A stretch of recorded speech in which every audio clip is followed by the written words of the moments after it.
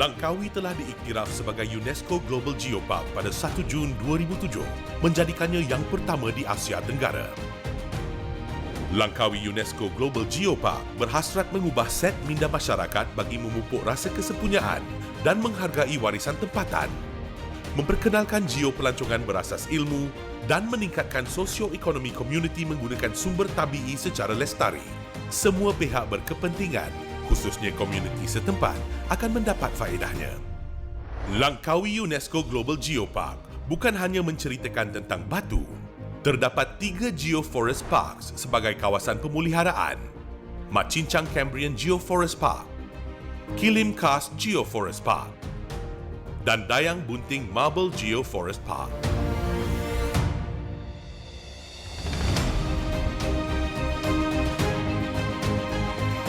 Geotrail seperti Kilim Geotrail dianggap inovatif dan berkesan, membolehkan masyarakat setempat meningkatkan bilangan pelawat sehingga 10 kali ganda daripada kira-kira 50,000 orang pada tahun 2006 kepada 1,5 juta pada 2016. Pembinaan keupayaan generasi muda adalah antara usaha terpenting dalam Langkawi UNESCO Global Geopark melalui pelbagai inisiatif seperti Sekolah Angkat Geopark, Program Geopark ke Sekolah, Program Mobiliti Pelajar Global. Sejak Langkawi menjadi UNESCO Global Geopark, ketibaan pelancong telah meningkat secara konsisten daripada 1.9 juta kepada 3.6 juta pada 2016. Langkah kehadapan bagi Langkawi UNESCO Global Geopark adalah meningkatkan perkongsian kekayaan yang lebih adil dan inklusif di kalangan komuniti setempat dengan mempelbagaikan produk geopelancongan, meningkatkan penggunaan sumber tabii secara lestari, meningkatkan kesedaran awam tentang kepentingan alam sekitar terhadap tamadun manusia, dan untuk mempertingkatkan konsep pengurusan baru ini sebagai peraga pembangunan lestari wilayah demi kesejahteraan manusia sejagat.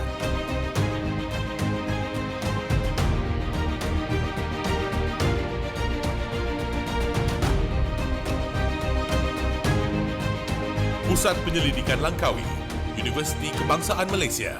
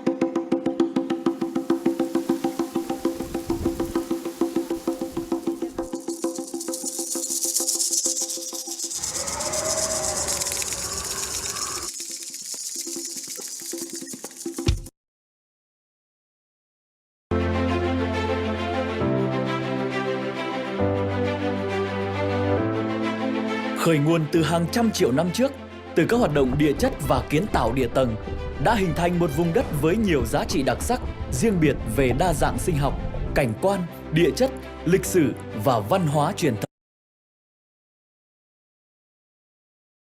thống, trở thành nền tảng cho việc xây dựng và phát triển Công viên địa chất toàn cầu UNESCO non nước Cao Bằng.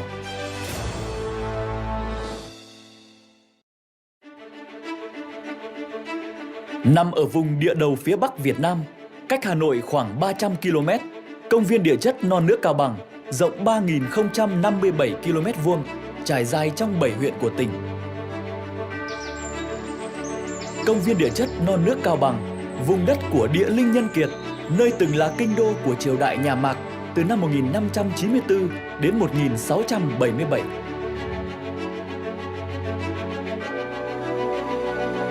Ngày 28 tháng 1 năm 1941, Bác Hồ về nước sau 30 năm bôn ba, người đã chọn Cao Bằng là nơi thắp lên ngọn lửa cách mạng và tiếp nối cho quá trình đấu tranh giải phóng dân tộc. Cao Bằng trở thành cái nôi của cách mạng Việt Nam.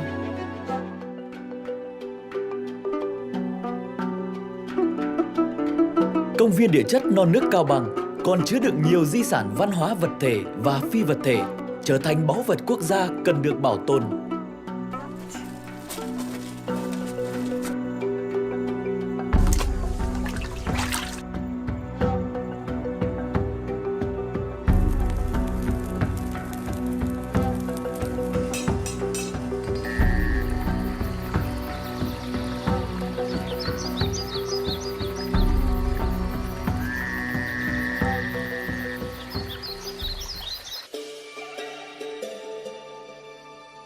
Đến với công viên địa chất non nước Cao Bằng là đến với những triền núi bạt ngàn sắc xanh của cây rừng và sự tươi đẹp của những thửa ruộng bậc thang vây quanh sườn núi, tận hưởng không khí trong lành của những cao nguyên hay hòa mình vào thiên nhiên xanh tươi trải dài tới tận chân trời của vườn quốc gia Phiêuắc Phia Đén, nơi có thảm thực vật phong phú, hệ sinh thái đa dạng.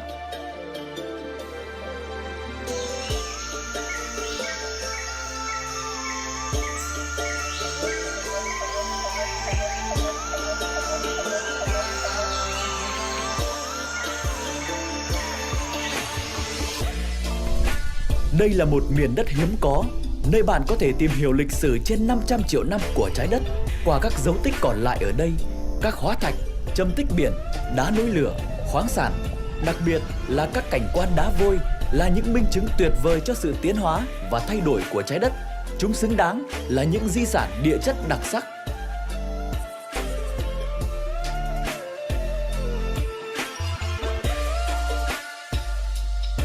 Núi Mắt Thần độc đáo, quần thể 36 hồ thông nhau có 102 trên thế giới, hay thác Bản Dốc hùng vĩ là những minh chứng tuyệt vời cho sự hình thành loại địa hình cát sơ khai, trẻ, trưởng thành và già tại nơi đây, cùng hàng chục điểm hóa thạch cổ sinh, di sản địa chất khác.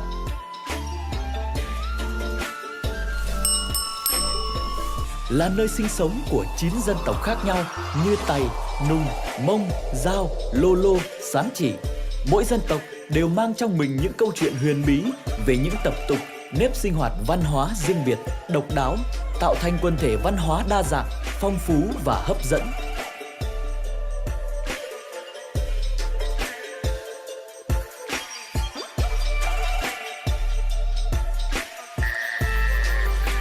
Ba tuyến đường trải nghiệm: tuyến phía Bắc, hành trình về nguồn cội; tuyến phía Tây, khám phá Phiêuắc, vùng núi của những đổi thay; và tuyến phía Đông, trải nghiệm văn hóa bản địa ở xứ sở thần tiên, sẽ cho du khách cơ hội khám phá một phần công viên địa chất, cơ hội trải nghiệm các món ẩm thực đặc sắc và các làng nghề truyền thống, cùng sự hồn hậu, mến khách của người dân bản địa.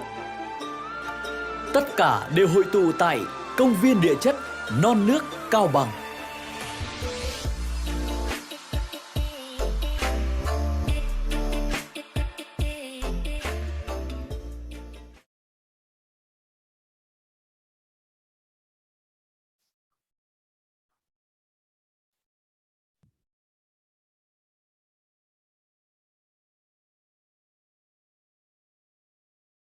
Okay, shall we start now?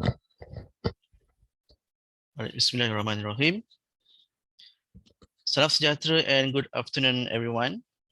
Dr. Sharina Abdul Halim, the Chairman of Langkawi Research Center, University Kebangsaan Malaysia, a representative of Institute Geology of Malaysia, Mr. Tui Vitran, Officer Management Board of Non-Nuak Kaubang UNESCO Global Geopark, Mr. Wiwin Suyasa, Chairman and International Instructor at Vision Planner, Batu UNESCO Global Geopark, Moderator, Dr. Tanot Unjah, Chairman of Geoheritage and Geopark Technical Group and Head of Geological and Landscape Program of Langkawi Research Center, UKM, honorable guests and participants from all across the Asia-Pacific region join us this afternoon. Ladies and gentlemen, welcome to the Langkawi Research Center, the fourth Geoheritage and Geopark Virtual Forum in collaboration with the Institute Geology of Malaysia, with a theme, Community Engagement in the Geopark Case of Asia-Pacific.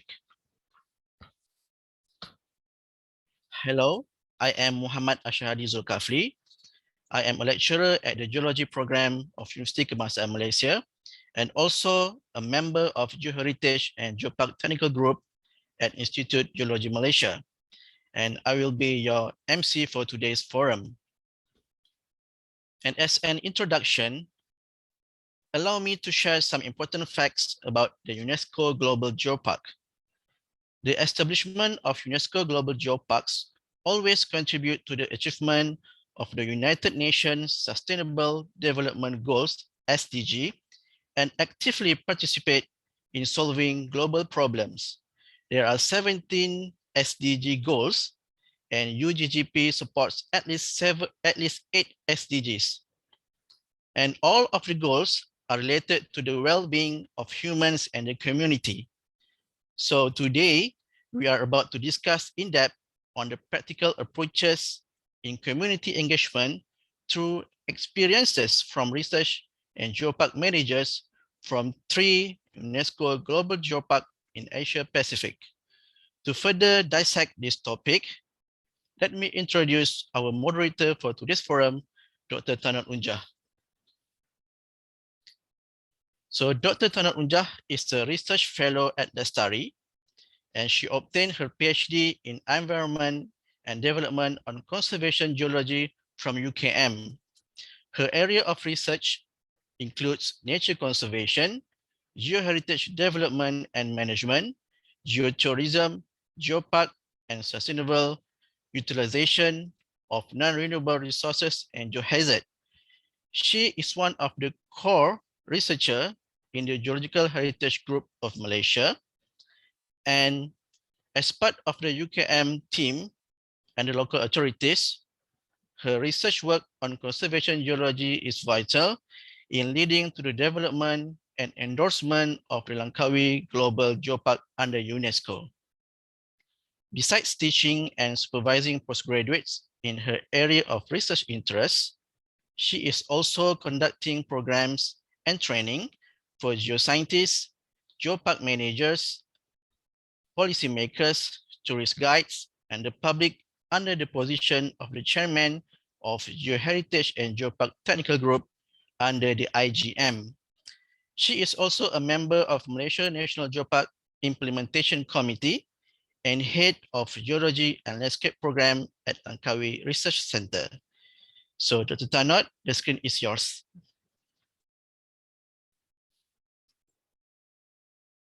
Thanks, Mr. Ashadi, for such a generous introductions of me. Yeah, and today it's an honor to moderate our, I think, last forum for this year, our fifth forums with the theme of community engagement in the geopark case of Asia Pacific. This forum hosted by Langkawi Research Center and our partner Institute of Geology Malaysia. To all participants, Geopark document published by UNESCO in 2016 bring in the mottos of celebrating Earth heritage, sustaining local communities. The theme is enough to portray the significance of communities within geopark territories. Thus, the single unified geographical area where sites and landscape of international geological significance are managed with a holistic concept of protections, educations, and sustainable development must have the ability to sustaining the local community that reside within. As Geopark territory, a mix of conservations, educations, and tourism development area that include infrastructure support to geopark and community reside, we can see that the role of engagement among the community took various form at different stage of the geopark development. And as Mr. Shadi mentioned, today I'm not alone in this. I'm gonna bring in three panelists. Yep, from three UNESCO Global Geopark, namely Langkawi UNESCO Global Geopark, Non Nuok Chao Bang UNESCO Global Geopark, and Batu UNESCO Global Geopark. I will give them 15 minutes to share their presentations and the best practice within their geopark. And we're gonna pick or take your question and answer at the end of all of the presentation. So do not hesitate to post your questions on the chat box or pick it from them. So to begin our forum this afternoon, we will start from the east to the west. So we will begin with Batu UNESCO Global Geopark. Batu UNESCO Global Geopark designated as UNESCO Global Geopark in 2012. And today we have a representative. Their representative is Mr. Wiwin Suyasa. Mr. Wiwin Suyasa considers himself a simple lifelong learner because he started his professional career in the tourism industry more than 30 years ago in various positions, which brought him to face various business challenges, crises, and strive to conquer them all. So you see, he's very experienced in this. His sincere experience in sales and marketing and management has been very helpful in dealing with all challenges in hospitality, travel, meeting planners, and more. Bringing this industry experience and expertise since 2010, he's trying to dive into the world of academia and education. Welcome, particularly in the world of hospitality, which he has not had the opportunity to pay attention for years. And he's currently engaged, include Chairman of Tourism Development Board of Batu UNESCO Global Geopark, proprietor of Vision Planner, the AHLEI Country Partner for Indonesia, AHLEI International Instructor for Credit, Certified Hospitality Educator, and proprietor of the ZT International Hospitality Management, and the lead auditor for Hotel Star Classification Chairman and International Instructor at the Vision Planner, Batu UNESCO Global Geopark. Mr. Wiwin, without further delay, I pass the screen to yours. 15 minutes start from now. Okay, thank you, Dr. Tanat. Ladies and gentlemen, good afternoon. Very happy to be here. I must have been very lucky to be able to get together and meet all of you. And let me share do you hear that noise on my background? It's a thunder, raining very hard. Hopefully I could hear you well. Okay, I will just start with Batu UNESCO Global Geopark. I'll go directly to the title, which I called, when I give a title of Community Survival on COVID-19. I initially choose this world of survival because Batu UNESCO Global Geopark, we are daily before the pandemic serving about 2,000 to 2,500 people, foreigner, every day, and from that number, almost 1 million a year, becoming zero now. So how do the community survive with that? I mean, that's very interesting.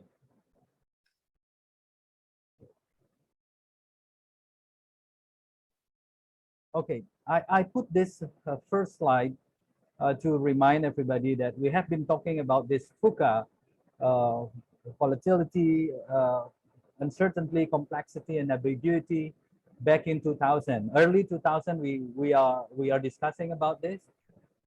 And then we are also talking about disruption. And now we are facing the real one. I mean, no theory, no experience that I have been over this 35 years uh, are in function anymore. So we are actually uh, in a big doubt. All of a sudden, I'm becoming damn, panicking and confused at the same Hold time. on a second, Mr. Win. Do you share your screen at present? Your screen, we didn't see your PowerPoint. I hold on. Very difficult to hear your voice. Let me check. Okay. Is it? Let me play with the volume a bit. Oh, hold on.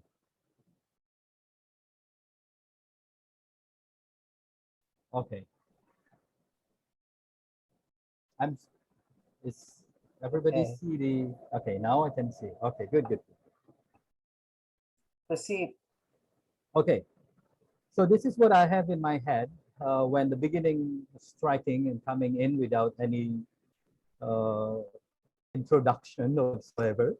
So all of these are popping up in our head, and I'm start thinking on, oh my God, what are we going to do about this? And I've been trying to to to apply all the theory that we have, particularly on this smart frame. You know, everything. If you plan a business, you need to do. You have to have a specific goal, measurable plan, achievable, realistic, timely, and everything. But this is not doesn't work anymore. I wish it's worked, but the fact it is not. So, what should we do then in terms of coping with the human resources strategy, as well as surviving it with the community? The beauty is that Batur UNESCO Global Geopark are actually facing the second uh, revalidation in 2020. So, and we got hit with this beautiful pandemic. So luckily the assessor is delayed. So uh, I do have some more time to work on it.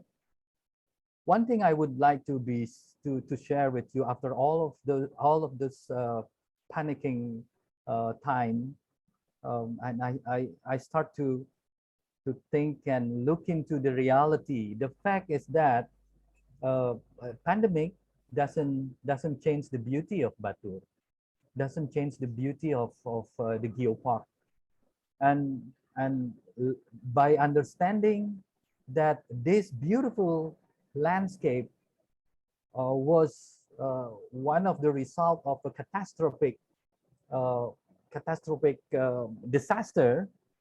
I'm thinking, whoa, look, my ancestors or our ancestors are successfully dealing with this catastrophic. So why can't we? And then, of course, then I was start pursuing. I was start provoking people around me. And although I know that the elderly, the parents are busy with their economic thinking. So I'm talking now. I'm chasing and I'm involving the youth now to get together the act and involving them because they have less tension to cope with the economic problem. So I'm taking the cultural approach of it, presenting the characters of Balinese traditional hero, and try to get them spirited. And then we just need to stand up and go whatever we have to go.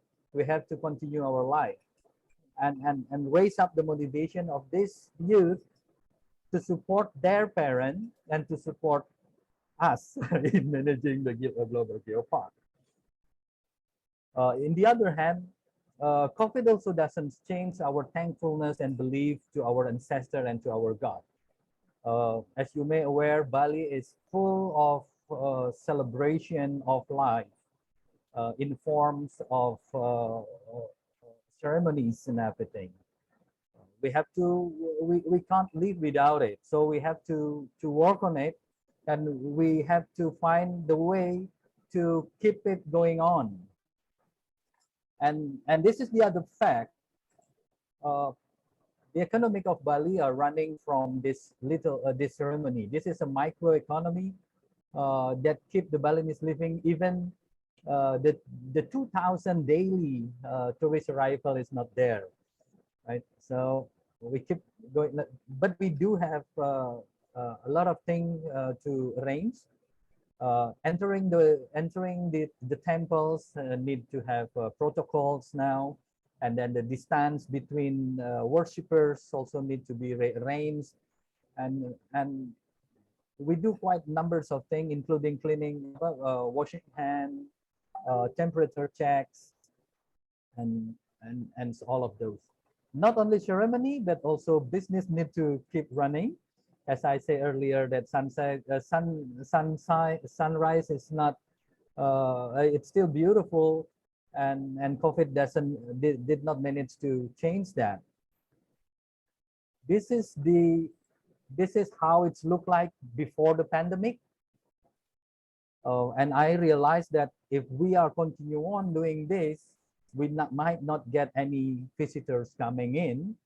And with all of this youth and young generation of Batur UNESCO Global Geopark, luckily we have Youth Forum formed early this year. We are changing the way we are managing this tent. We talk to them, we assist them, and they of course talk to their parents, because this business are mostly belong to their parents, right? So what we are doing is actually shifting the business, basically. So we are supporting them with a new design, a new arrangement, and a new way to look into a camping business. So and this only be happening because of the involvement of the community, because they are all running by the community and the young generation now. This is how the coffee shop looks like now after the pandemic. We usually love to have a flock big gathering. Now we tend to have it separate, but then it is the time to see, to show them that, look, this is much more picturestic and much more elegant, aesthetical point of view. So this pandemic bringing a good things, a lot of good positive impact in our geopark. And this is also one of the proof that we have the ability to deal with difficult situation and turn it into a winning moment. And it's only feasible because of them. So this youth, we call it Batur Geopark Ranger, youth rangers. Basically, they are the main troops is actually 26 of students of Kintamani High School. They voluntarily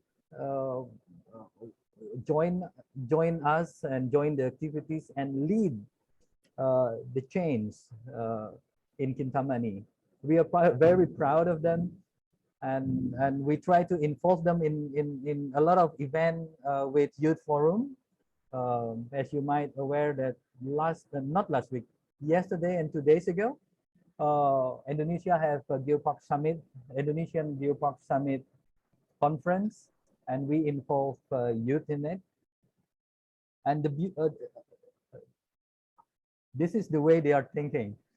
We were starting the program of involving community, touching the elementary and junior high school, where actually they make a comics of COVID, and they also create a small video, a video of 3 minutes, talking about COVID, it's like a what you call that? It's like a role play.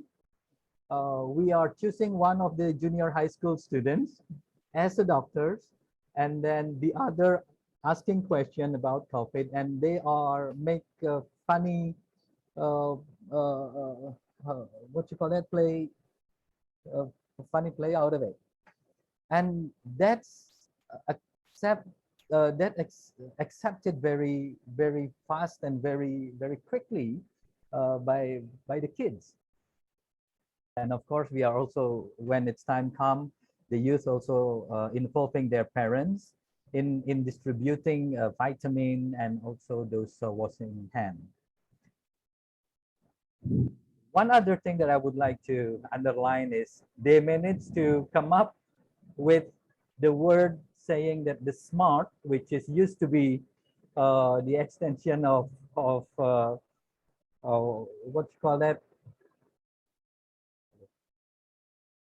this, okay, hello, can you hear my voice? Yes, we can hear you. Proceed. Okay. Now they are coming with a new abbreviation of SMART, where they think that Pawiwin, the way we have to face this pandemic is first we have to uncover the spirit behind all of what's happening now. So we got that spirit and we turn it into a motivation, and we saw the others that we do have the ability to change and shifting our way of doing things, and then we becoming very resilient to face it. Finally, understanding this pandemic, which is we don't know when will be ended. We keep saying to ourselves that every day, every time, timelessly, we have to concern and take every single opportunity to get everybody acting together, facing this pandemic. And thanks God, after almost 2 years, we managed to survive without a foreign visitor coming to Batur UNESCO Global Geopark. Thank you, Dr. Tana. That was my last slide. Thank you so much, Mr. Win. You are 26 seconds before 15 minutes. So, thank you for keeping in time. We are very much reminded, through your presentations that, you shifted your approach, engagement from different generations to your younger generations instead of old generations, which is bringing to you a new perspective. Yeah. And particularly in this pandemic, that's really workable in your case. And you already started a work with high school students and bring in a new group of students from elementary and junior high. Yeah. And I can see that your approach of comic is very interesting indeed, because, we see that engagement need relatable things, right? Relatable to them, that they love comics, so they read it. Yeah, that's a very few key things that I discovered from yours, and I hope our friend and participant also know more than that, and then you may ask questions afterward. We shall proceed to our second presenter from Langkawi UNESCO Global Geopark. I thought I don't have to read her CV, but it is very important to read it. And our representative CV from Langkawi UNESCO Global Geopark read as Dr. Sharina Abdul Halim. She's an environmental sociologist and also a senior lecturer at the Institute for Environment and Development. And she's also our current head of Langkawi Research Center, Campus Tuanku Abdul Halim Muazzam Shah, Lestari UCAM. And her research interests include islands and indigenous community, sustainable livelihood, tourism, development, and heritage conservations. She actively involved as part of the scientific and technical team for the Langkawi UNESCO Global Geopark since 2007 and a member of the National Geopark Committee Malaysia. She is part of the editorial board for SHIMA, the International Journal of Research into Island Culture, and also now assigned as one of the Intergovernmental Panels for Climate Change, IPCC, lead author for Chapter 5 on the Special 1.5 Degree Report from 2017 to 2018, and Chapter 10, Asia and Cross Chapter 7, Tropical Forest for Working Group 2, Contributions to IPCC 6 Assessment Report, AR6WG2, from 2019 to 2021. Dr. Sharina, the screen is yours. You may share your PowerPoints. You have 15 minutes, start from now. Thank you very much, Dr. Tanat, for the very, very kind introduction.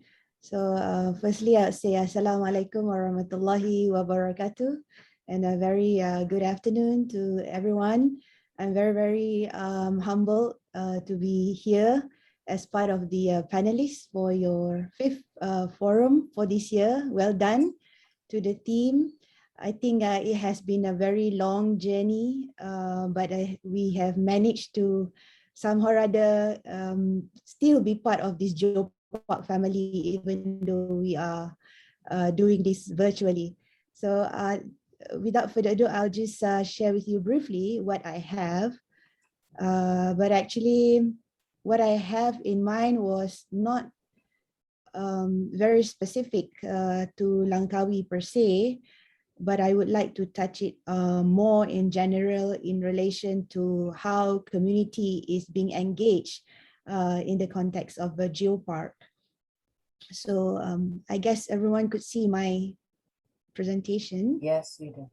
Okay, so as you know that the family, the big family of Geopark now, we are all focusing on attaining these sustainable development goals. And one of it that I would like to highlight today would be on the Sustainable Development Goal 11, which is on sustainable cities and communities.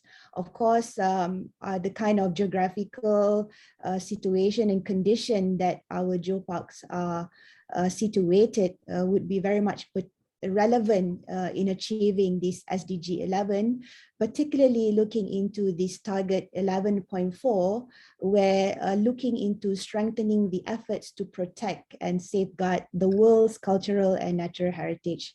So I think this is so in tune with what Bapa Wiwin has already very, I would say, comprehensively described how Batur UNESCO Global Geopark in striving the situation that all of us are having to face with this global pandemic. So in general, we are all very much aware in terms of this Geopark concept that we have in mind, and how does it basically very much related to the community engagement, because community engagement is like the life to the Geopark, or the engine to mobilize the Geopark activities. And that's why I would like to stress on these points about what is it actually that Geopark is trying to achieve, is basically to assist or facilitate a group of community who are people that are knowledgeable about their natural heritage and have a very close relationship between that of natural resources with their everyday life. So it's nothing unusual, but in fact, it is something that they are already part and parcel of their daily activities.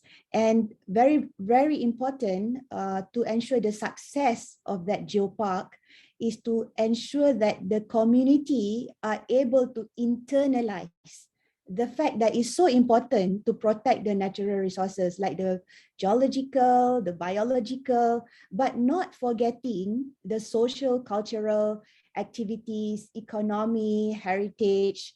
So all of that to be able to be carried out in a manner that are sustainable and heritage friendly. So that is the idea of the aspiration of the Geopark particularly on how can we engage with the community. So it's not doing something extraordinary, but it's actually value adding to their daily lives, enhancing and empowering them. Okay, so that's why all of that jive in with this slogan of Geopark, in which celebrating Earth heritage and sustaining local communities. So we are all very aware that communities as a source of identity, and in fact, in the top 10 topics of UNESCO Global Geopark, we see in the websites that what I meant earlier when I'm saying that Geopark is not doing anything new, but it's actually doing something that is very related to the everyday lives of the community. For example, natural resources, geological hazard, climate change, education, science, culture, women, sustainable development, local and indigenous knowledge, as well as geoconservation. So all of that is coming together because why? Because we are not one size fits all approach. All geoparks have its own distinct tradition, its values and its norms. And how is community playing a role in this? Community are actually facilitating that interaction, and they are actually fostering the social process to form that identity. You know, especially nowadays, we are all very much challenged by globalization, but at the same time, we are all also very much needing the local identity so that we do not get lost in the island of globalization. So that's why I think it's very important for us to remind each other on the importance of having this identity to be enhanced. And after all, this is all a collective identity that is shared, and sometimes it can also cross the border. It does not necessarily isolated in a sense, because as you know, culture is fluid and dynamic. It can move and it is flexible from one generation to the other. Okay, so moving along, would be what I would like to probably concur or agree with what Bapak Wiwin was already saying earlier regarding with the spirit. So I think the spirit is very much related to the identity, and that is the uniqueness of how Geopark can sort of strengthen that community engagement. So it is important on how best to sort of mobilize the mechanism to enable the community actors to develop and share this understanding of this sense of identity that they have based on that spirit. So for Langkawi UNESCO Global Geopark, we have something where the team, together with Professor Ong Pui Liu and the team, where we call ourselves as the GAMAT, so the Governance for Heritage Conservation. So there is this thing that we have seen and observed from Langkawi, that what we call here as the Kawi spirit, or the Semangat Kawi, where this Kawi spirit is actually the enculturation of love for Langkawi's heritage and the love for conservation of its heritage. So as I mentioned to you earlier, right? So what is it about this community of this Semangat Kawi, or this Kawi spirit? It's about the community of people who are able to know, to internalize, and also to actualize the concept of Geopark through the embodiment of that spirit of Kawi, or Kawi spirit. So this spirit is actually moved by that certain principles of that protection and the conservation of the natural and the social cultural heritage that is already within the community of Langkawi, of the islander. So that is the unique and the beauty of that spirit, held by the community from one generation and passed down to the other generation. So hopefully we were able to see this.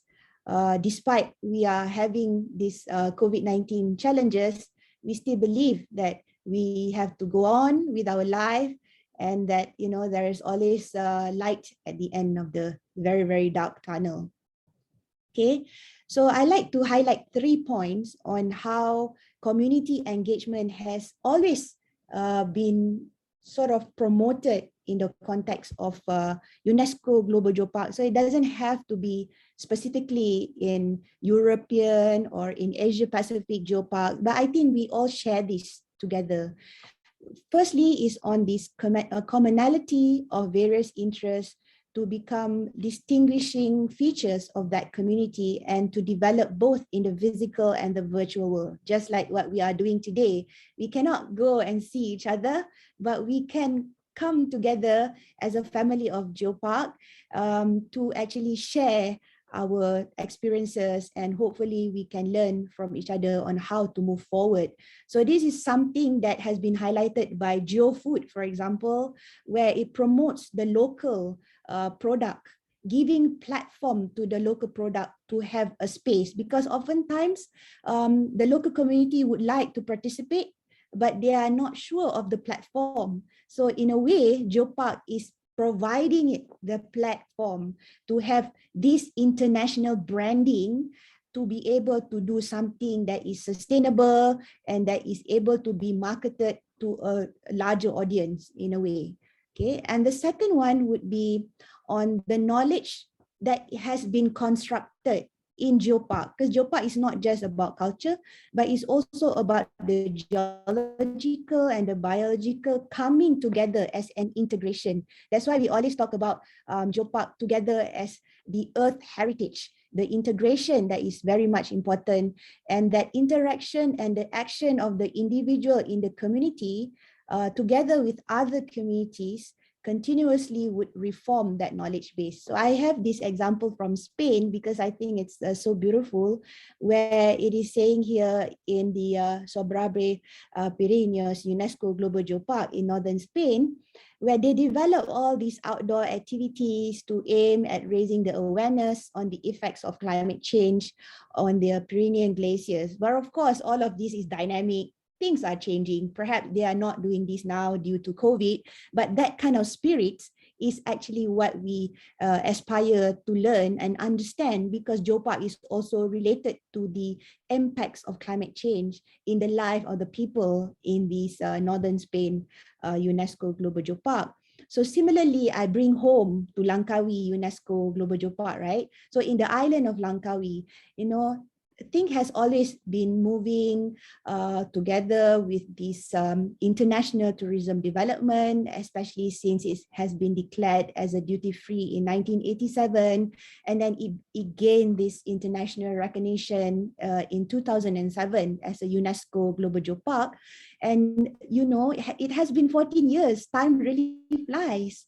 14 years.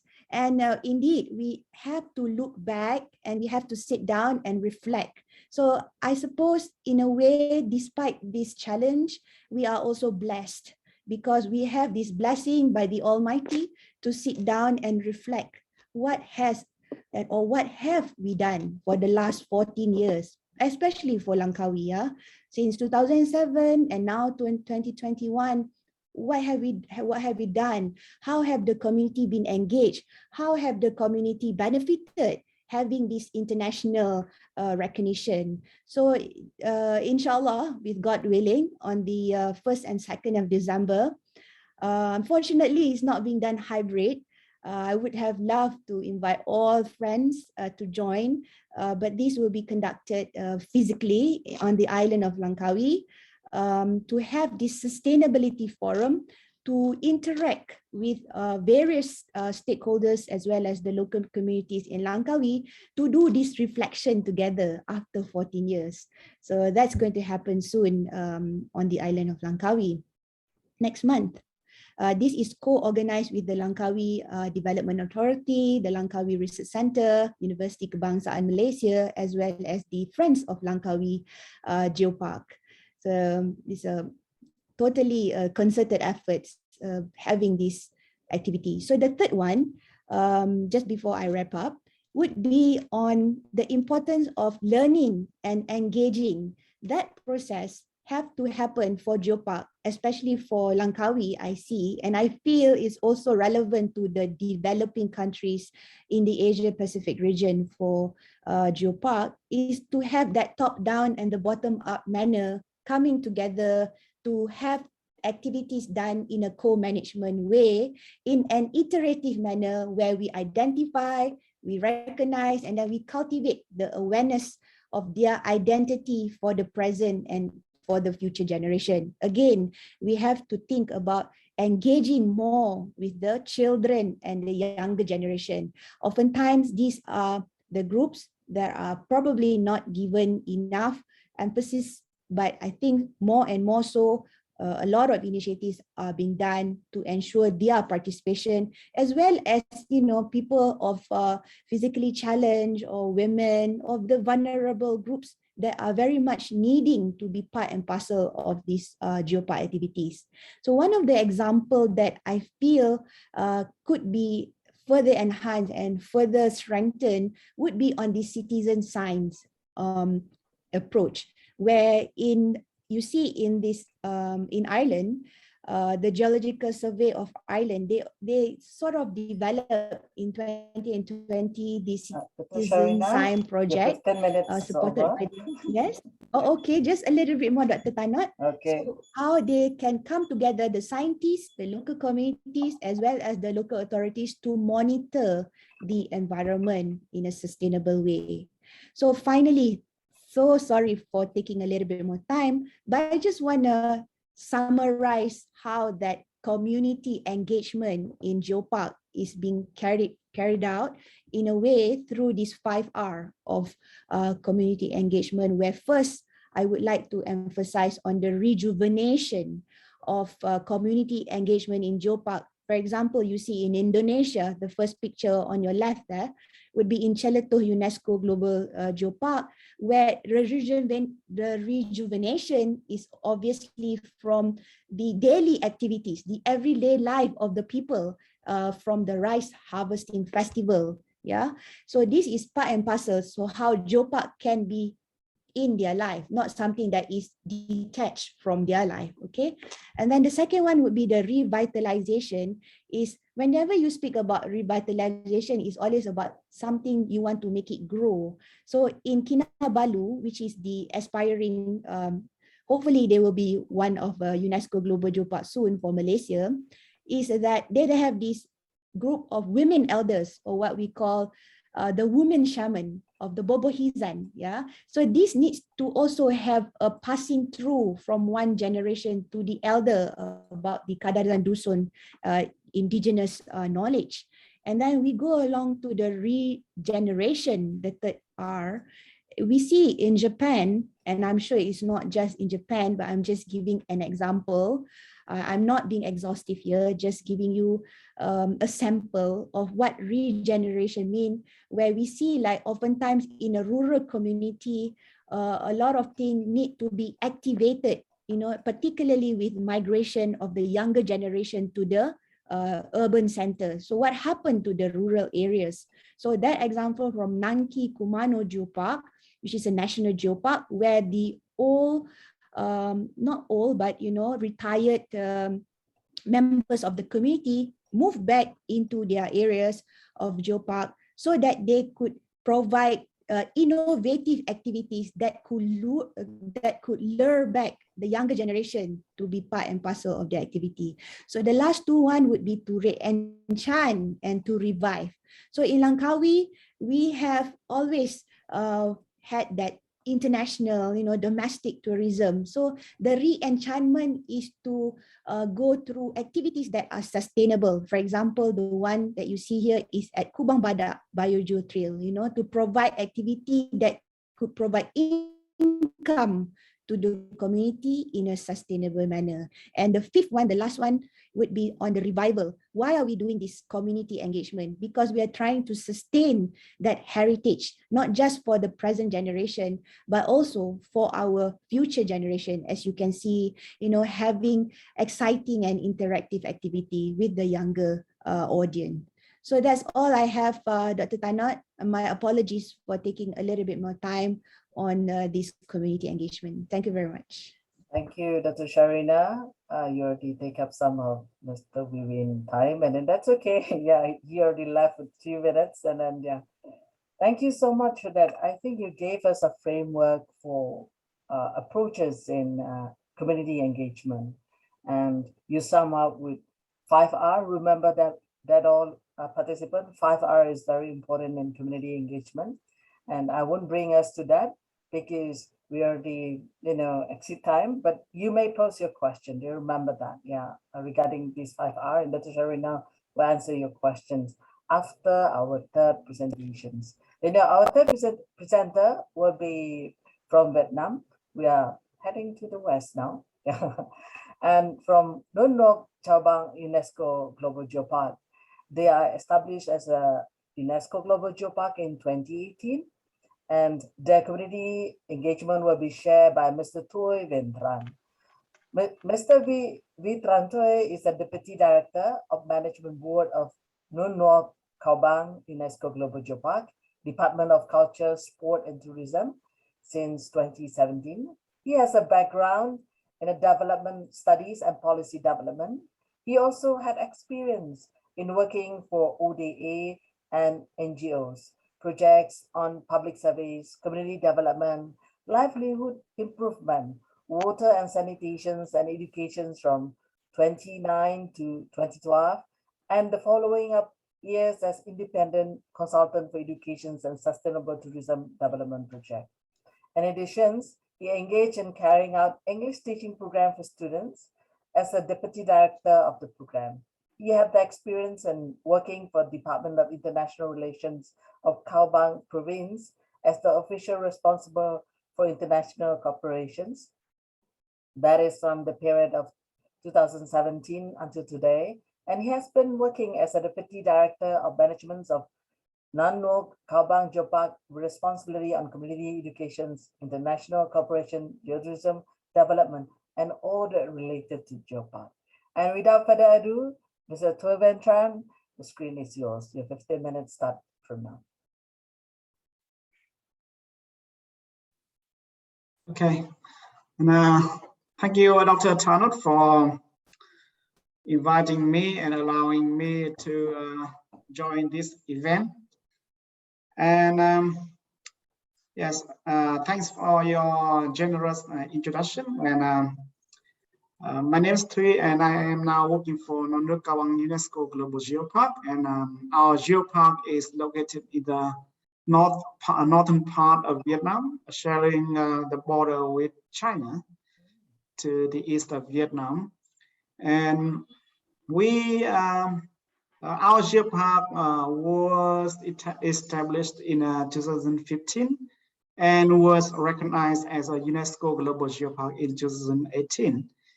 And yes, today I would like to share some experience in developing the geoparks, especially related to the topic community engagement and empowerment. And as my presentation will focus on three main areas. The first area is the preservation of tangible and intangible heritage. And the second one is developing community-based tourism and ecological friendly touristic activities. And the third is the guiding sustainable tourism practice. All these topics will together with the other presentation by the other two presenters to dig into the topic how we are doing to engage our community into the development of the geopark, especially in socio-economic development and especially the economic evolution. And now let's start with, okay, sorry. Now let's move to the first topic, tangible and intangible cultural heritage. And when we mention about tangible and intangible cultural heritage, we can all cannot deny that it's important to our life. Besides the economic strength, and in terms of cultural, it will help us to define where we are from and who we are, and particularly in the globalization context and tourism development. These values can work as the attraction or the soul of touristic activity. And writing about the important cultural heritage, there are lots of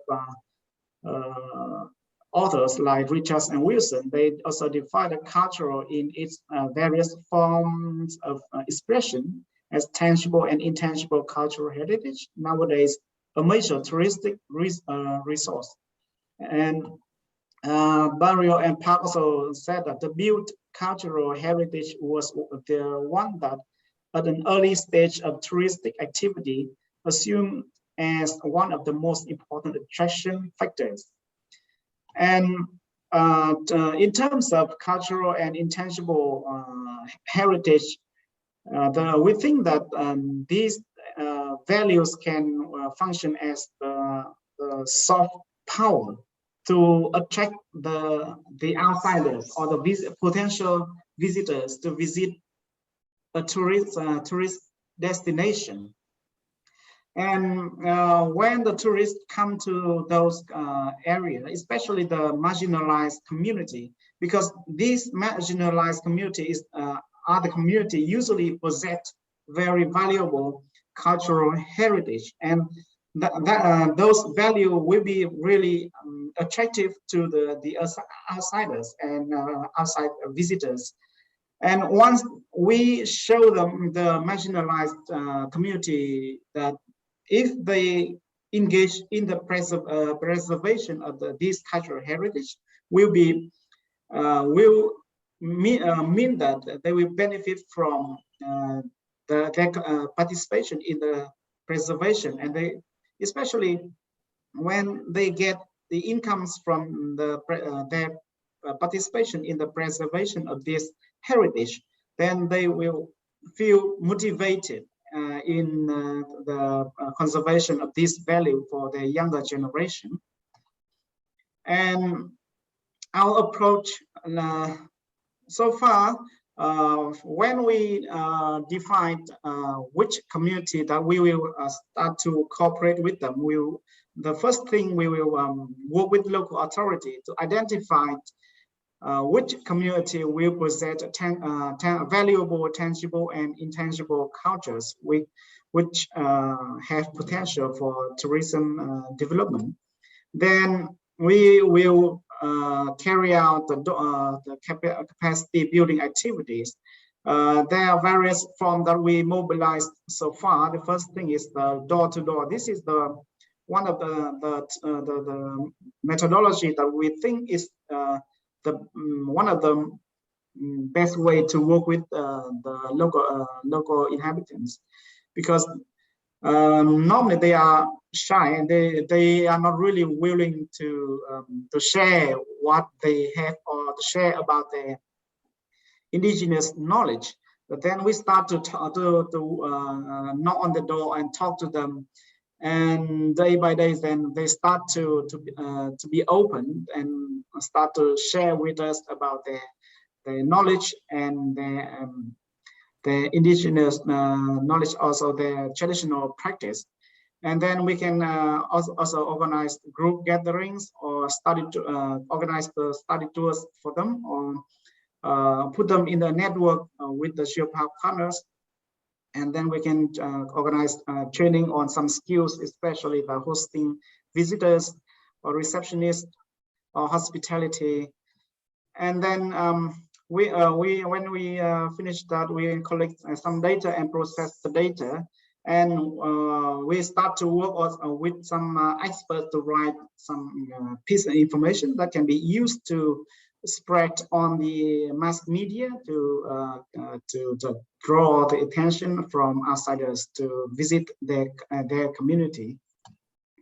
And then we will roll out when we will map this community as a tourist destination when we finish all the soft skills and the hard part of the preparation. And then we will include them as partners of our Geopark. And let's move to our example. So we are at the moment we are working with the local community in Geoheritage village. This is traditional paper making village, and this is the picture of the village. So in this village there are about 65 families with totally 268 inhabitants, and they also possess the traditional architecture, which is really a typical community, and 100% of the population in this village are the non-ethnic minority group. And at the moment, their income is mainly from agricultural production and paper production. And the problem of this village is that the market for their paper is now shrinking because of the competition from the industrial paper, and then their income is reducing, and that's why lots of young people don't interest in continuing to sustain this traditional production of the paper traditional paper production anymore. And our support to this village so far, and when we identify that this is a really potential place that we can help them to engage them in the conservation of this traditional craft practice, and also to help them to improve their income. So we conduct a door-to-door survey. We work with each household in the village to collect some data, and then we process the data and develop some information panel like this. This is the when we once we got all the data, we started to work on the process of the information, and we designed this is like one of the information panel for visitors, and this can be used to circulate to draw the attention from outside visitors. And then we organized training for local community to raise their awareness, so that they can learn and they can know how valuable things that they are possessing. And this is the product that we also help them to diversify their products. Mainly before the paper is just used for some spiritual practice, and now we together work with them to diversify the products, which can be customized and to fit with the needs of the market, also the needs of the visitors. And then we work with them to develop some information panels, which can help the visitors to direct them to the village, and we also help them to develop some car parks and some information panels inside the village. So when visitors are traveling on the road, they can know that okay, there is a community living near here that producing traditional paper, and they can, if they are interested, they can go and visit the village. So to sum up, the main goal of this activity is to initiate, to preserve the traditional practice, and to raise awareness of the local community, and to make them benefit from tourism activities. And once they feel that they are benefited from this kind of activity, then they will feel that okay, they should play a role in the preservation, and they will be actively engaged with the social economic activities in general, and especially particularly for the Geopark development and preservation of this knowledge and cultures for the younger generation. And the second area that I would like to share is how we engage the local community through the development of community-based tourism or the ecological friendly touristic activities. And the current situation of tourism in our geopark is that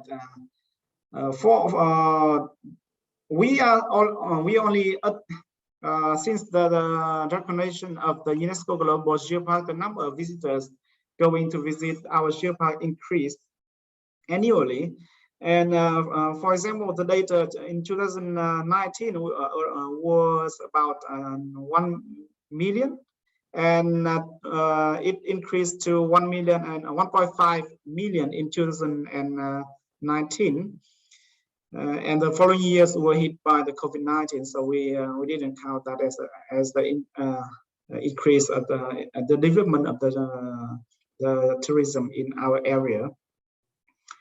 And though the number of tourists going to our place increased yearly, but for the tourism is only at the first stage of a life cycle tourism destination, which is exploration and involvement. So it means that the development process is now there are lots of things need to do, and people start to learn how to develop tourism industrial.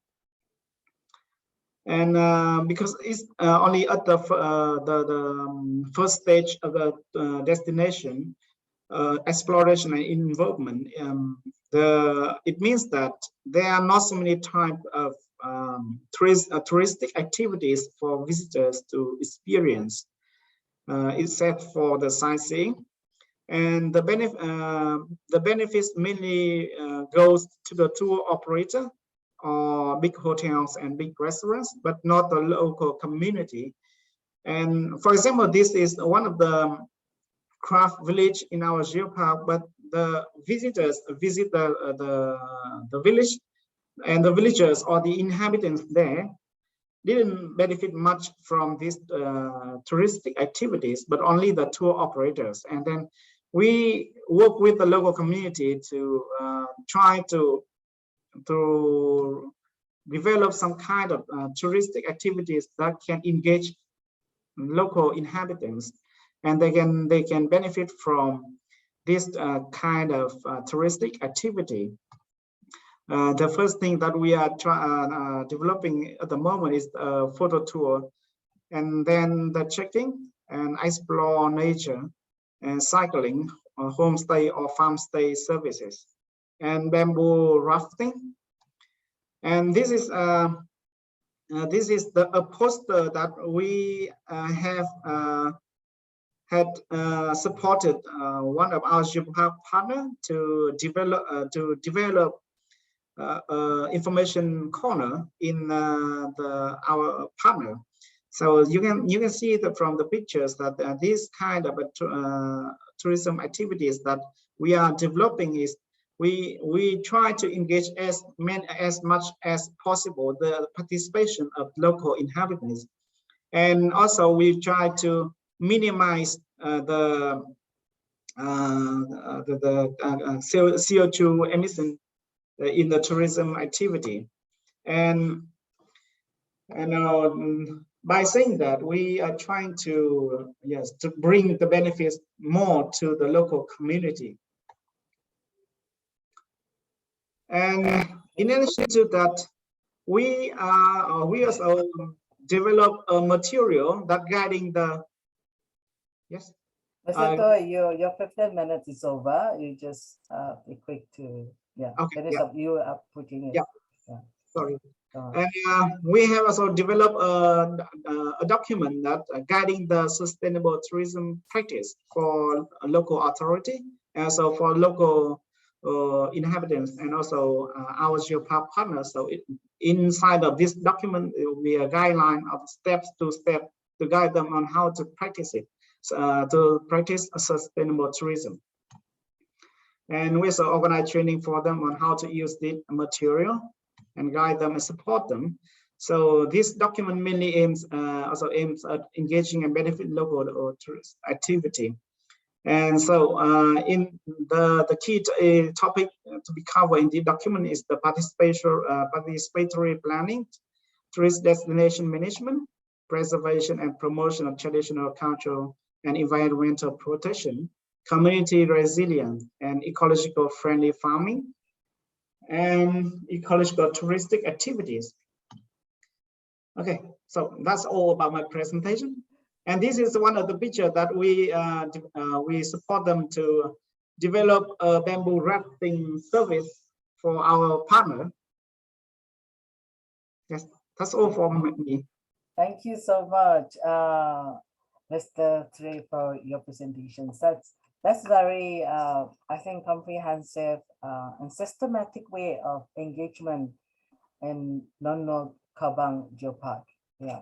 Now we open for question and answer. I also prepare several question and answer, particularly after go through all the presentations. And then I think because the most fresh one that we have at the moment is from Kaobang. It's very interesting that Mr. We share about the systematic approach of how to identify them. But but they only bring in one example of it. I have this question that what is, besides having that process, after go through that process of identifying, and then you do some kind of capacity building, and you collecting and producing data out of it, how do you identify that community is ready to be active in your geopark?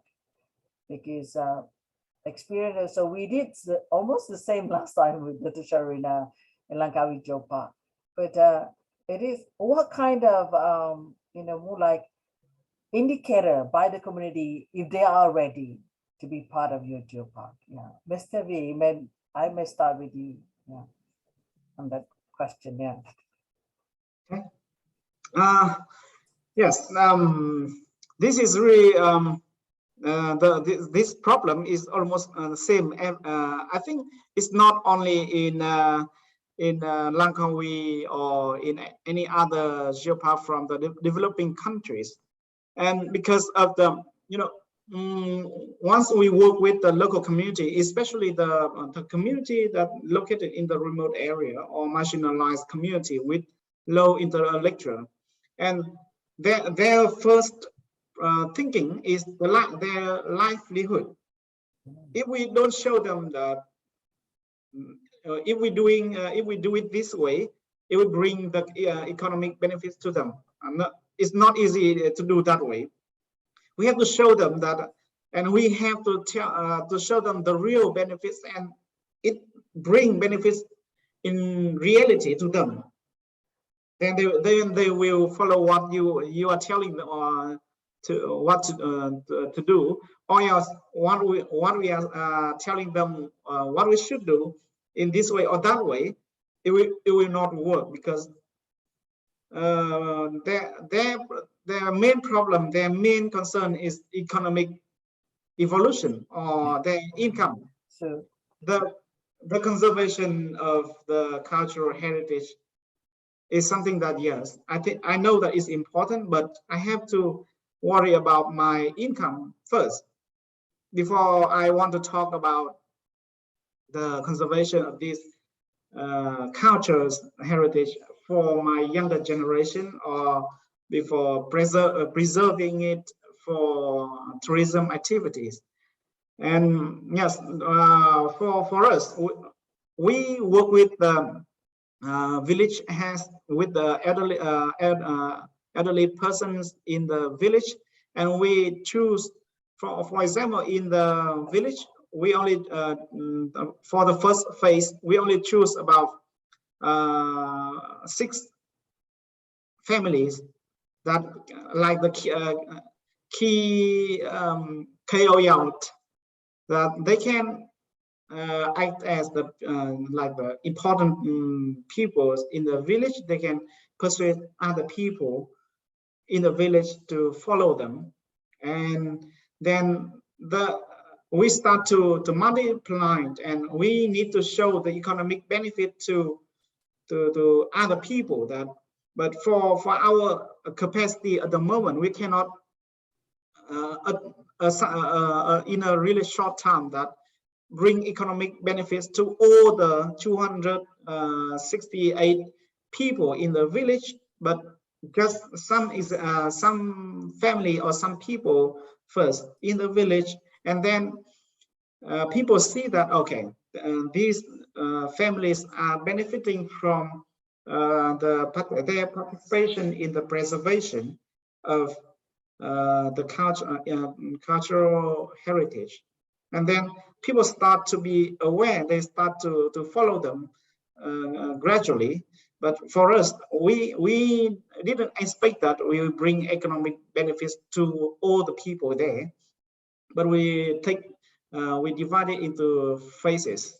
And at the first phase, we just expect that some of the people in the village will benefit, but they are the one that we choose, that are the ones that who have the influence to their community. Thank you. That's very important words there, because we realize that particularly in this minority group, the key thing is not about preserving its economic values, right? Not preserving culture, but economic values, and it is important as well, as you mentioned. I realize that bringing people with prominence who are be able to influence others. Begin with a small group, yes, in this community, so that they can see the benefit of preserving their culture. Yeah, I think. Thank you very much for that sharing. I think this. I'm not sure either it's worked the same way for Batu UNESCO Global Geopark, because Batu is very much to culture. The people are so immersed in culture.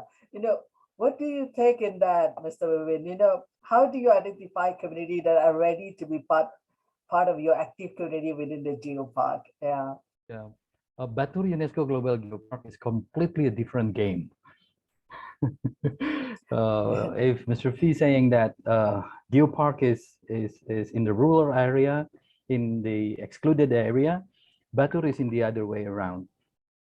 The civilization in Batur is one of the oldest for Bali. So Batur used to be, I will on our research, which is still going on, the name of Kintamani, where the area is, literally it means wish fulfilling jewels. So it's bring a lot of surprise to a lot of people, including the local. And then the artifact, as well as the story, the tradition over there, we can identify it's ancient old. It's 4th century starting, and then we identify that within 8th until early 12th century, Kintamani is the central point of the civilization. Means, in other words, we what you call that? We are now composing a research and discovering that Kintamani was the capital of the old Balinese kingdom. That's why it's called wish fulfilling jewels. So when it's come to tradition of conservation, we actually learning a lot from the old story and the local people. And as a matter of fact, being a modern person, we did a research in late 86, 89. We are trying to boosting up the economy in there, and we successfully did, but then it's ruined the whole area. Like the lake now, in early 90 until 2000, it's full of what you call that, floating net cage for fishery. And agriculture. people encouraged to do a lot of farming, and they are simply bringing in all those fertilizers and everything. It's become it was bad, put it that way. And luckily in 2009 2010 we were introduced with the concept of Geopark, and then with the full spirit we pushed the government to adopt the idea. And then what we are doing actually since then 2012 is actually reimposing and apprising the local community that they have been doing everything correctly and right. And actually we are, as a modern people, we claim it to be modern, we actually rein their culture and their tradition of conservation. And sad enough to say 2014 there is a regulation from our national government that under the name of conservation, all those traditional forests, including the mountain and the lake, are under the Ministry of Forestry and Conservation. And all of a sudden, the people who own the place doesn't have the forest anymore. And that's very sad. And what they are trying to do now is actually bringing in investors, because Langkawi was so successful and they wanted to be there like it. And of course, this is a different case and a different side of the story, right? So true. Because people started to embrace who they are and then the uniqueness of the place. And then you realize it is really kind of lesson learned from ancient culture of conservation. Exactly. I think people engage in that, which is yeah, for us now, we always saying that our tradition is actually a technology. Oh, that's a traditions is the technology. Exactly. I mean, we have Suba technology, which is Kintamani also UNESCO cultural heritage for Suba. Suba Suba is a traditional way of distributing the water for farming, right? Water for farming. Yeah, and Lake Baturs is known as the water feeders for 78 group of Suba across, because Batur is in the center of Bali, so we're touching everything. So and then you're in the center of the Bali, and yeah, you are influencing Balis through Geopark. Exactly. So you can imagine that the river is always the lowest part of the land, right? True. Have you ever seen Bali rice paddies? Yes. It's starting from the hill and going down. So this is a technology of we call it hydrology,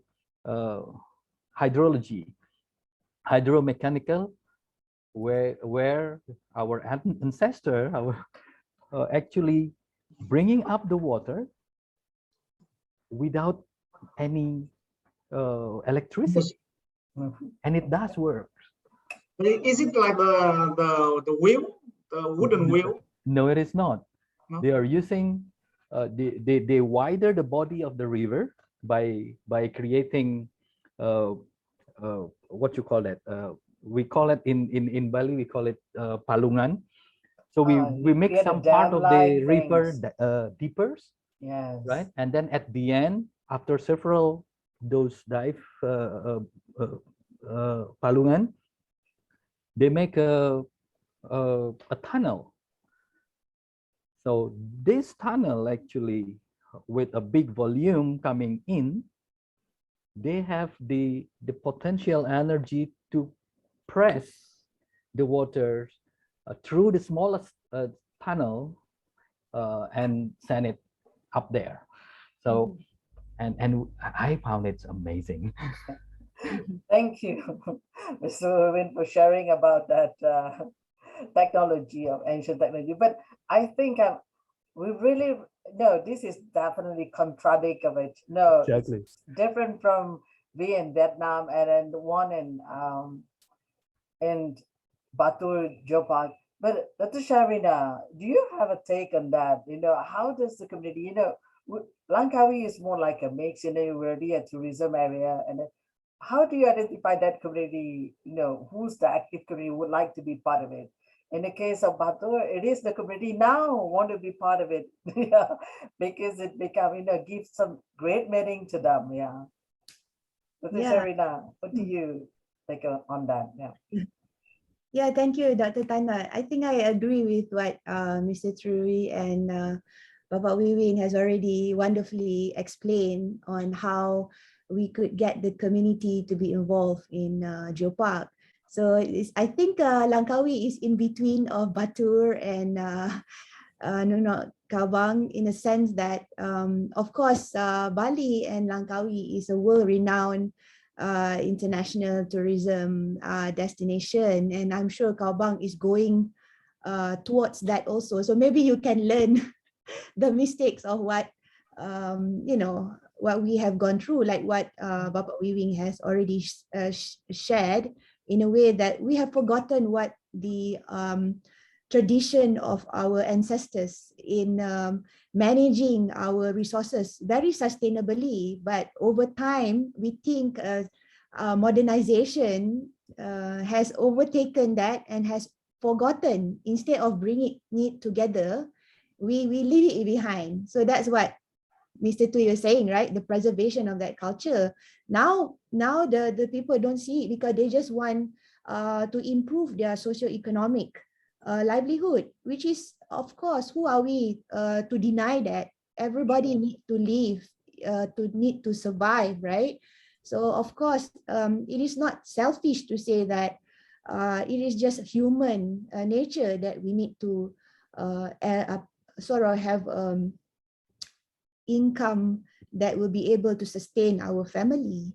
But unfortunately, as a result of that, we don't carry it together to do things, conservation and development. So that's what Geopark says, is conservation with development. So similarly with Langkawi, we noticed that initially when we started off, we're not saying that we as a researcher, I'm speaking as a researcher, right? So sometimes researchers think you know everything, you know, like, but actually the local people have that knowledge, but it's just that they do not know how to share it with you, particularly like what Bapak Wiwin say about the rice irrigation. That is, everybody know Bali has that sophistication from the ancient tradition.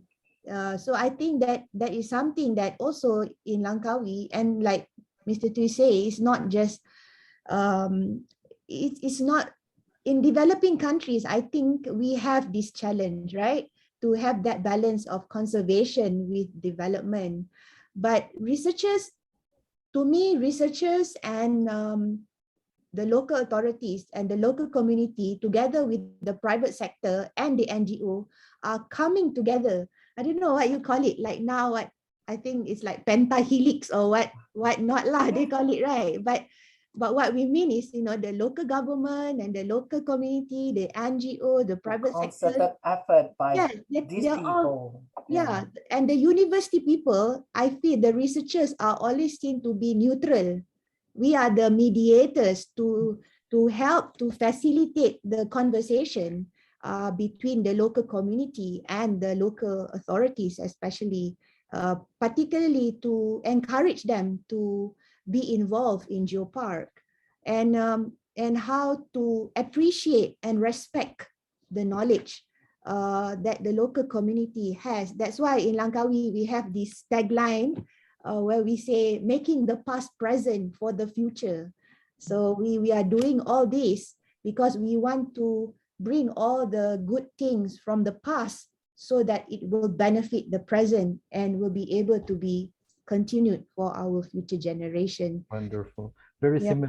very similar to us. We say it, returning the future of Kintamani.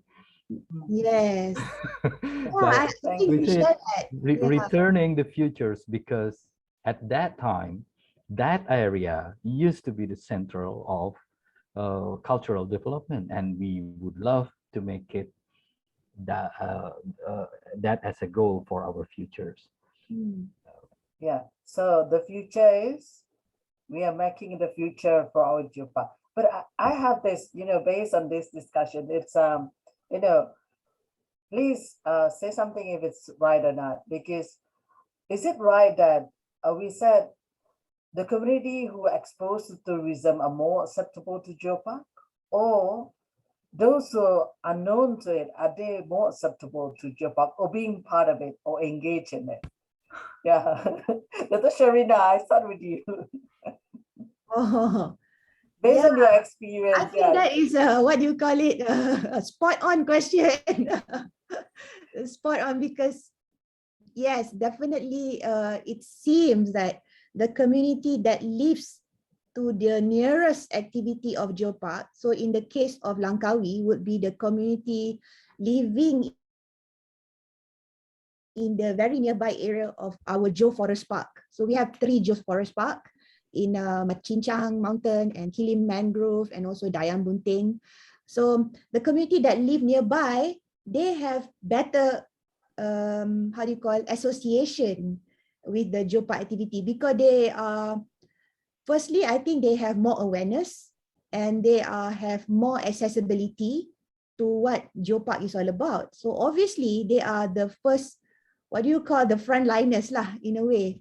They are able to get the benefit more than the communities who are living further away. So this is the thing that, as I shared with you just now, next month we are going to do this reflection, right?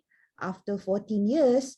So we are going to address all these issues, like are the Geopark only for the communities that live nearby to the tourism areas, or how is it that everybody matters in Geopark? Doesn't mean that you're nearer to the Geopark activities, therefore you get more benefit than those who are further away. So this is a challenge, I think, of how we want to have this bridging.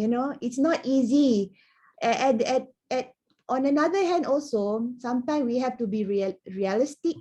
Like, is it that does it have to be 100%? That everybody must have the soul of this Geopark. Sometimes I guess for us in the research field, we are very idealistic. We want everybody to have this benefit and to gain, improvement in their life, not just economically. Actually, it's beyond economic, because actually there's a lot of other issues like health, like education, and social capital. I think you share, Batur and Kau Bang, you share this also, right? It's not just about economic, but it's the everyday challenge that these community feel like, hey, how can you help us in that way, that how Geopark can help to provide solution to our everyday challenges in a way. And also to celebrate community feel that Geopark allows them to celebrate, like Bapak Wiwin said just now, like Bali is already a land of celebration and culture. Yes. Celebration of life. Yes. So, but yeah, I think Geopark further, make that thing become more relevant, exciting, especially for the younger generation, to, like what we see just now, to reignite their past. So like sometimes they forget because they are so wanting to be modern and whatever, right? So Dr. Sharina, could you stop for that? Because sorry, I got too excited now. I know that, because based on what you're saying, that So now when people are within Geopark, it doesn't mean they are aware of it and want to participate in it. So the case of Langkawi, it is unless they're near to that conservation area, then they will embrace it and protect it. Is it the same thing work, or does the same thing also can be seen in Kaubang, or is it different, Mr. V? Yeah. Does the community are more acceptable when they are near or within the area of Geopark, or when they're close to geosites or culture sites? And how is your experience in Kaubang? Yeah. The community that living near the geopark, because these communities are really they receive lots of visitors to visit their community, and which we include them as a partner of the geopark. But those the people living in those communities are aware of the conservation and the economic benefit. They can balance that that two factors. But for the geopark, our geopark, we continuously seeking and researching and to support the village that in the remote and the area and the marginalized community, because for the well-off communities, we just maintain our connection and support them. And for the community that need help, that we start to work, as the example that I took in my presentation, that is the new village that we think that they have the potential, and we think that we need to act and we need to cooperate and we need to work with them. So we have a list of communities that need to be prioritized, and we start to work with them step by step. And for the other well-off or better communities, that we will continue to work with them. And annually we develop a master plan.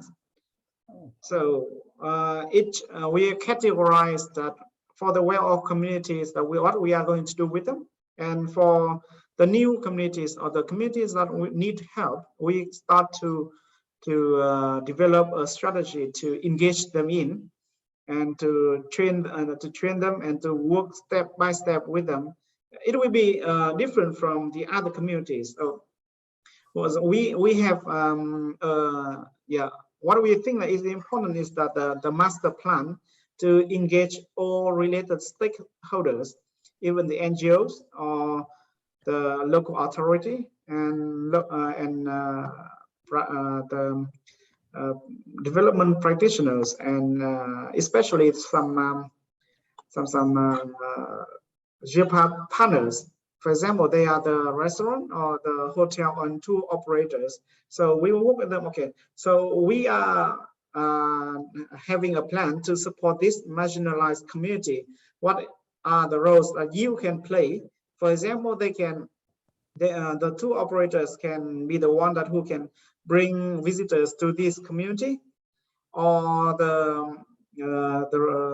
for the restaurants and farm stay or homestays, they can be they will be ready to or willing to introduce some kind of products from this marginalized community, for example. Or they also have a corner to introduce and to tell all the visitors that, okay, we are having these kind of activities. So it's something that like a network that they can support each other. Oh, thank you so much in that, because now you give us the ideas that the community already accepted, right? There's already, they're already stable in their idea of Geopark, accepting it, bring them as a partner, but you also engage with the new one. And then you put it in a very concrete way of having master plan. So everybody were involved in it and implement it. Yeah. So that is systematically getting the people involved. It doesn't matter they are, as long as they are in the Geopark, it doesn't matter near to geosite or culture site or whatever. So as long as they are within the geopark. So Mr. Wewin, that's to you then. Yeah. Okay. You know, to Getting Bali or to Batura experience. This is getting more and more interesting. Okay, we know that Geopark is single geological territory, right? Yes, true. Our ancestor put this territory with 78 villages, and currently Geopark, Batur Geopark is only 48 villages. So we still have another halfway to go. There is something. So the more research we are conducting in geological part of it and also the cultural part of it, the more we learn how advanced our ancestor was. So I'm bringing in all those expert of researcher coming in, and we are end up with, wow, they have been doing that for centuries, and we You try feel less modernized than you are. exactly, and then we turn our way of doing things. So instead of coming and giving an education to them, we are positioning ourselves as their assistant. We help them to write what they have been told by the ancestors, because they have everything was recorded in verbal or in monument, right? So we are becoming their servant, put it that way. We are visiting them in a way that we need them, not they are needing us, or otherwise it will work the other way around. Okay, worldwide in a global geopark network, we are talking about the concept of Mother Earth, right? European doesn't have that concept, and we born with that concept, and that concept is written since 4th centuries. I mean, I would say, oops, okay, there is no way, and it's proven resilient. The concept of this Mother Earth in Batur in particular, they transform it into a microeconomic. Then this microeconomic are blended with the culture and tradition. And it is proven. We are facing frequent reset because of the catastrophic happening, right? The eruption of the Batur alone has erupted hundreds times. We have 20 years cycle, 48 cycle, rather big, and 78 cycle big. I mean, big mean a whole village gone. Volcano eruptions. So with a lot of reset, these cultures, which is blended with the microeconomy, it's proven to be resilient. As I said earlier, that we used to serve 2,500 people every day. I mean, that's only foreigners, not including domestic, right? True. And now become zero, but celebration of life is still there. Yeah, That's true. In Bali, being a Balinese, even if you have a pot of flower and one banana leaf, banana plant, you can actually make your economic running, because every day Balinese need flowers, need banana leaves. I mean, those small things, right? Evolving, and that what make the economic running. It's not so sophisticated at all. Very simple. If you have the talent of becoming a sculptor, all you need to do is just make one out of wood, out of clay, out of whatever, and sell it off. and the art of Bali, actually creating all of those sculptures things, they turn it into a deities figures. Right? We need it on a daily basis, right? So that things we're getting more and more exciting when we do a research about that in Batur UNESCO Global Geopark. And thank you very much for Story sharing that. is totally different. Yes, exactly. because that really gave us different experience that the people, you are engaging with them, not kind of like you are telling them, more like you are learning from them, Exactly. which is, a different way of engaging. Yeah. So you're not engaging on stages, but what kind of things are available in the community? And I like your last word that, you just have a simple flower and a banana tree. It's called about simplicity of things that we have within our area. And then to engage the people, you already be able to engage people by having that, because you're going to use that to pray, and that you use it daily. I mean, I think because we are approaching our time, it's already 4:53, and then I would say there's much that we have learned from this community engagement, particularly. It's at first we thought of will there be the same, and now we realize by having three of you here, it's totally different. At first I thought, will there be a difference if you are in the stages of you just beginning your Geopark, or you are already 12 years to your Geopark? That's also, I cannot pinpoint it. It's still different. So we realize that this community engagement is very dynamic. As long as it bring your identity, have your culture, your words all ring true to this community engagement. And thank you that Mr. William for putting that collaborate is the key of not compromise. I think the master plan worked that way as well. Yeah. So I would say thank you so much for your sharing today, and then the much have we learned about it. And thank you very much as well for highlighting that you go through resetting for many times, more than 100 times. We're going to discuss about this type of geopark in near future, about those of being resetting. We call it geohazard based geopark in near future. So that's going to be another topic. I have to put it to stop for today. Thank you so much to all the panelists. We really appreciate your discussions, and it's very informative and resourceful discussion for today. And to all participants, once again, let us all give our panelists our digital round of applause using your reaction icons over there.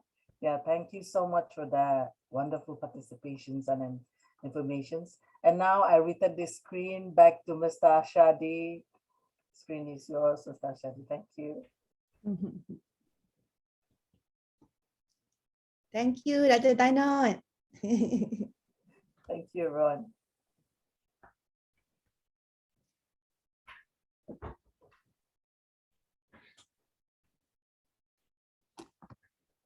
Interesting. Where is our MC? The MC is gone. Our MC is gone. So, Because it was so still firing, yeah, And because yeah, Mr. Hazardi think that it's gonna be happening at least for another 10 minutes. no, no, we have to start it because we promised everybody we're going to stop by 5 o'clock. Right. Yeah, Correct. will he be okay, or if our MC is not there, or he I have to close it. His camera just popping up. Yeah, Where is he? just now he's popping up and then to go out. Okay, if that's I think I will close this. Thank you so much. No, my really words for today. Thank you so much for joining us throughout these sessions. We have partners who join us here from various countries. I think more than at least 5 or 6 countries who joining us. And thank you so much. Yeah, our partners from Langkawi Research Center, Department of Mineral and Geoscience, and from Geological Society of Malaysia, and then group Eco Relawan, whoever supported us, and partners from Langkawi. I see there's a tourist guide from Langkawi, and then our partners university. I know Mr. Erna's already posted from university, from Middle East. Thank you so much for joining us. nice to see friends from Philippines, Thailand, Japan, and who've been joining us today. You know, I would say thank you so much. We're going to meet again, I think, not this year because this is our final forum for this year. We're going to meet you again next year. Yeah, we wish you a great new year ahead in advance. Yeah, to all the Geopark and to all the friends online until we meet again. Thank you so much. We're Thank signing you. off from Langkawi Research Center. Thank you. Thank you, Bapak Wiwin and Thank you. Thank you, Sharina. Thank Thank you, you, Mr. Wing. Anand. Thank you, Patific. you all each other again. Yes. Sure. Bye, Dr. Tanat. Bye, bye everyone. Yeah, and just a reminder to everyone: do not, there's a certificate provided for you, and please fill the form so that you will get your certificate immediately by the end of the, after you fill it, you will get your e-certificate immediately. Yes, and to others as well, note that all this is recorded, and we're gonna post it and on our website under Langkawi Research Center. We have Facebook, right? YouTube. We have YouTube. We have YouTube name. You use it. You can open it. You can have our previous forum as well on that Facebook or YouTube. Yep. Do check it out. Yep. Thank you so much for joining us. Thank you. I'll see you. Great evening to everyone. Yes.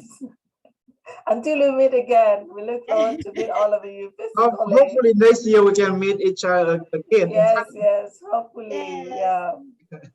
See you. See you, everybody. Yep. See you next time. Until then, until we meet again, yeah.